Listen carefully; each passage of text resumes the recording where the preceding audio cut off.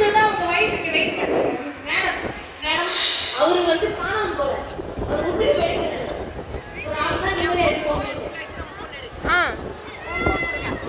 Mister Pradeep வந்துட்டாங்க. இப்போ okay தான் சித்தி, என்ன நோட்டிஃபிகேஷன் வரல.